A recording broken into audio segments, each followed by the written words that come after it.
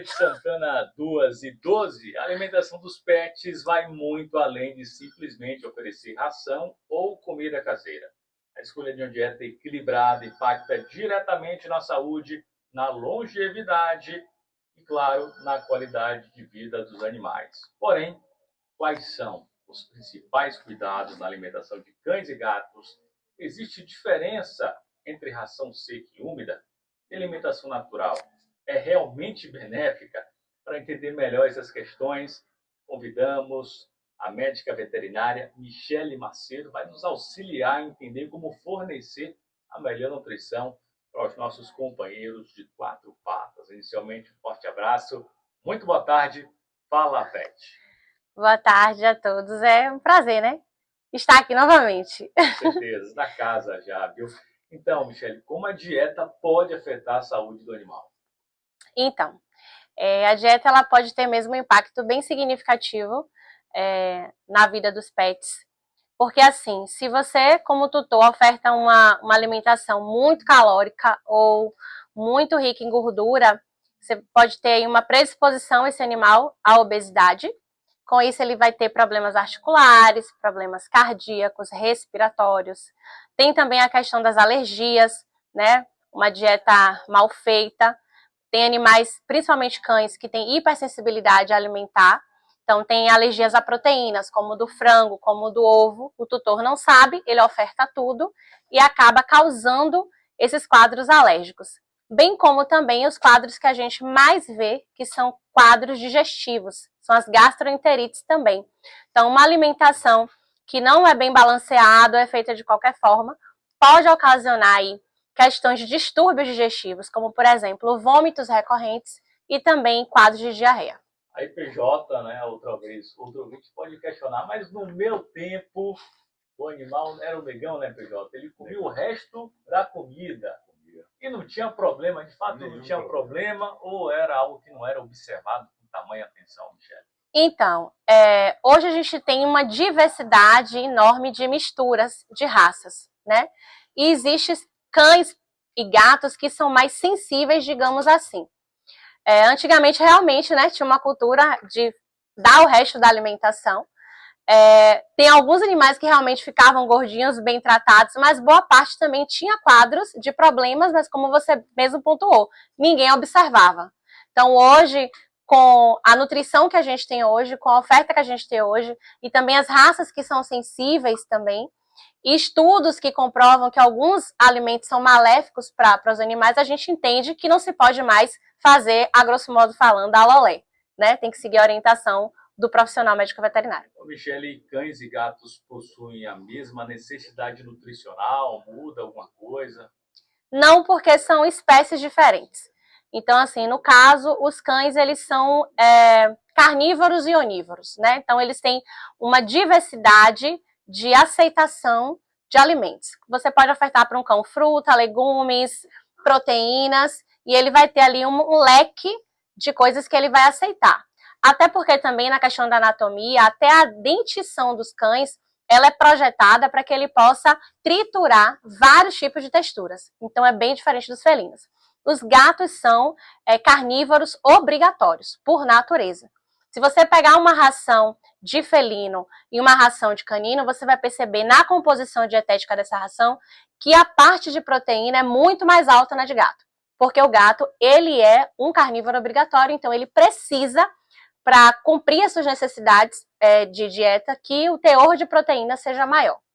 Então, assim, são espécies diferentes, então são dietas nutricionais diferentes. Não me recordo agora exatamente, inclusive, mas já ouvi em certa oportunidade que alguém citou isso, algum tutor, olha, meu animal prefere a ração do outro, se tratando de cão e gato. Isso é comum, é exceção? Acontece pela questão, a gente entende o seguinte, se a alimentação do gato, a ração do gato, ela tem um teor de proteína maior, ela é mais palatável. Então ela é mais saborosa, é mais atrativa. Então é bem comum a gente ver o cão comer a ração do gato e não o contrário. Então isso acontece por conta dessa questão de alta palatabilidade na ração dos felinos e pelo alto teor de proteína. E quais são os nutrientes essenciais para a saúde dos gatos? Você falou já sobre a proteína, por exemplo. Existe algo além disso? Sim, os gatos precisam de suplementações de complexo, né, de vitamina B, né, a sua família em si, precisa de zinco, fósforo. Então a gente pode procurar alimentos ou rações que tenham essa composição ou entrar com os suplementos adjuvantes, né, que a gente tem no mercado hoje para complementar essa dieta dos gatos. Então tem lá, entre aspas, viu gente, o whey do gato. Isso, exatamente, tem o whey do gato. Tem também algo específico, né, para o Sim. animal. Como identificar, Michele, se o pet, o animal, ele tem alguma deficiência nutricional? Isso é fácil realmente de identificar, de observar no dia a dia? O tutor, ele pode perceber assim a nível de score corporal, que é a questão do peso, né? Questão muscular. Então, o animal que ele vai estar perdendo musculatura, o animal que está ficando caquético, mostrando ali as costelinhas, né, com aquela cintura mais apresentável, ou sobrepeso, porque não se trata só de estar magro, né? Então, assim, um animal que ele começa a apresentar isso, o tutor a olho, ele percebe, ele tem que levar para uma consulta médica veterinária. Aí é que o profissional vai entrar. Primeiramente, o clínico geral, ele vai entrar com alguns exames. Se for preciso, esse animal vai passar por um outro colega, que seria o nutrólogo mesmo, entendeu? Tem nutrólogo também para gato, para cachorro? Tem sim. Existe hoje especialistas, né, de cada área, e o nutrólogo veterinário, ele é focado apenas na parte nutricional. Sara, não para de avançar, gente. É algo incrível, é algo fantástico. Existe, Michele, algum tipo de alimento, digamos assim, proibido para cão, para gato? Isso é mito? De fato existe? Explica para a gente, por gentileza. Eu vou citar dois que normalmente a gente vê muito na nossa comida humana, né, que é o alho e a cebola. Né? Então, eles causam um tipo de toxicidade. Então, assim, a gente tem que evitar ofertar qualquer tipo de alimento. Você vai preparar uma carne para você sim pode ir com todos os ingredientes de tempero. Para o animal, você pode dar ou in natura, ou você pode ferventar, cozinhar apenas na água. Então, dois componentes aí que tá na cozinha brasileira e que não pode ser ofertado de forma nenhuma, nem para o cão nem para o gato. E como adaptar a alimentação do animal em diferentes fases da vida? Filhote, adulto, idoso. Tem quem recebe o animalzinho ali e quer dar leite no início. Isso é um problema, não é? Muda dependendo da fase do pet. Explica pra gente. Então, hoje a gente também tem alimentos que vão participar de todas as fases da vida, todas literalmente. Normalmente o filhote, cão, gato, é desmamado entre 45 e 60 dias de vida para gato, 45 para cão.